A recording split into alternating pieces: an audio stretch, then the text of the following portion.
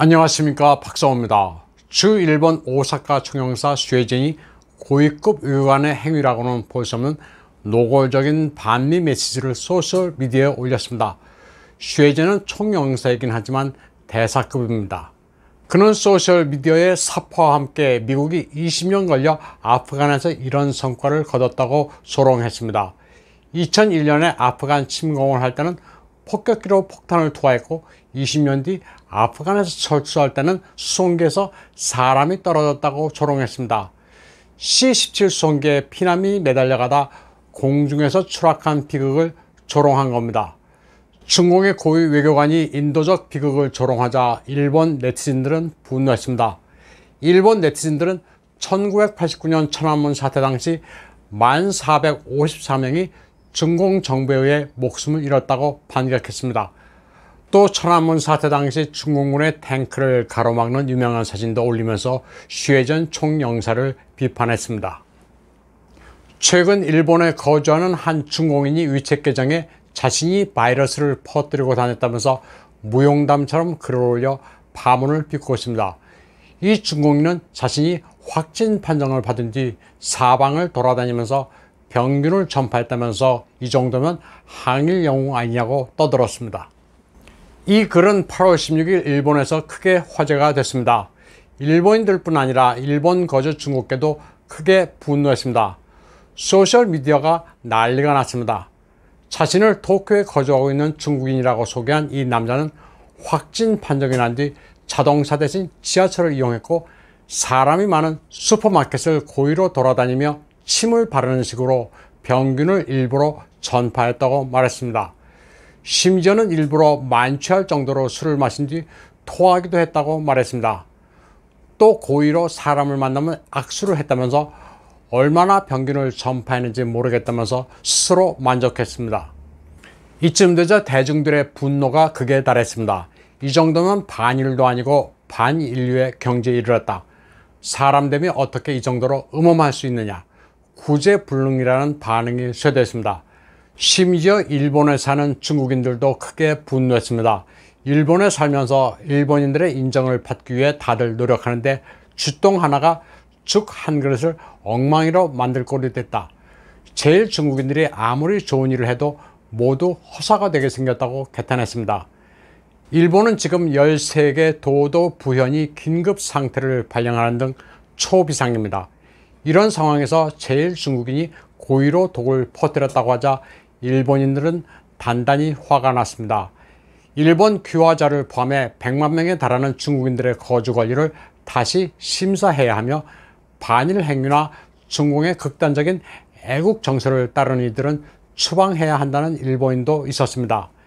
일본인들 가운데는 지역구 의원에게 이 같은 여론을 전달했다는 이도 있었고 경시청에 사이버 범죄 수사대가 있는 만큼 신고했다는 이도 있었습니다.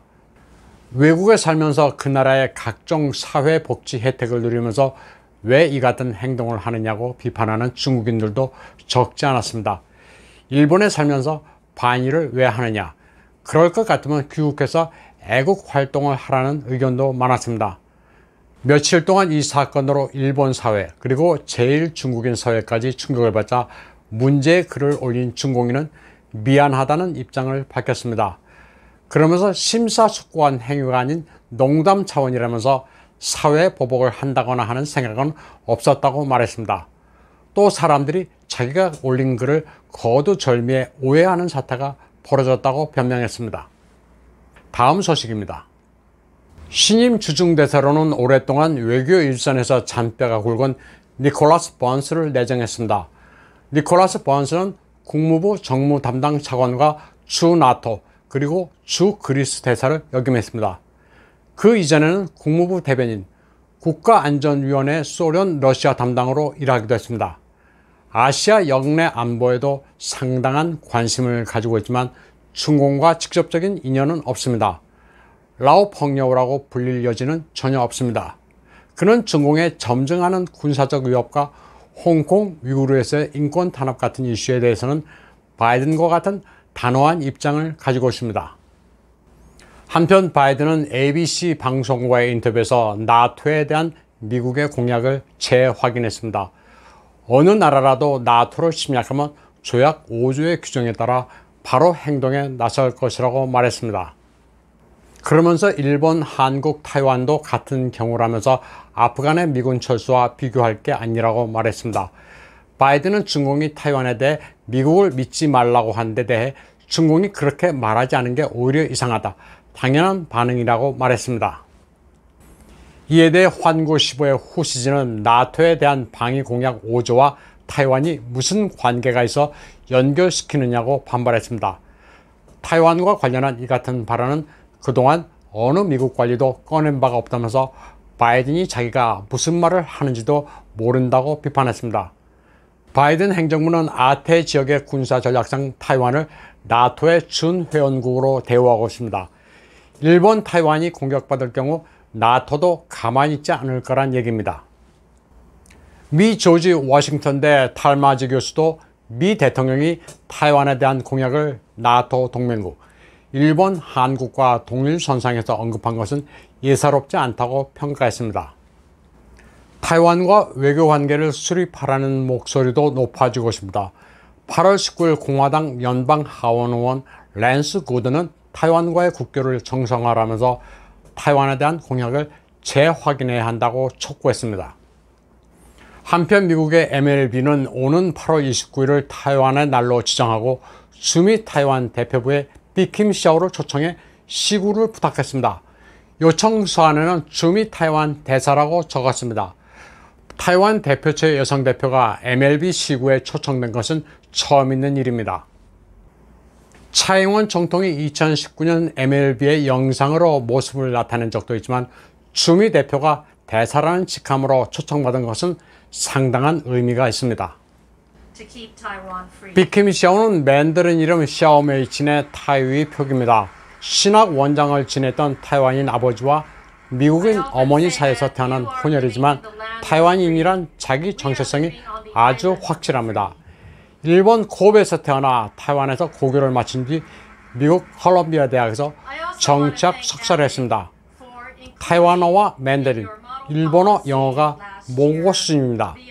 그는 워싱턴 DC에서 아주 맹렬하게 국익을 위해 활동합니다. 그리고 스스로 타이완의 주미 대사라고 당당히 밝히고 있습니다.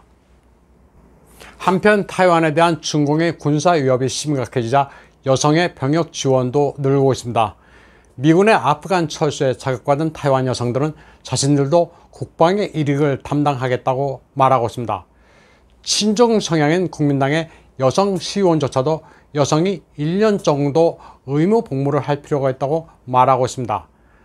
중공에 대항해 나라를 지키는 데는 남녀가 따로 없다면서 1년 정도라면 병역 자원이 부족한 만큼 여성들도 나서겠다고들 말합니다. 타이완 여성들은 실제로 군대에서 많은 영역을 담당하고 있습니다. 야전, 기갑부대는 물론이고 여성으로만 구성된 자주포 부대도 있습니다. 타이완 공군에서는 이미 3대 주력 전투기인 F-16, 미라지 2000, 징과 IDF의 여성 파일럿도 등장했습니다. 6해공의 거의 모든 병과에서 여성들의 활약이 두드러지고 있습니다. 여성의 군 복무에 대해서는 여야 여성 의원들 모두 상당히 긍정적입니다. 오늘 방송은 여기까지 하겠습니다. 시청해주신 여러분 감사합니다.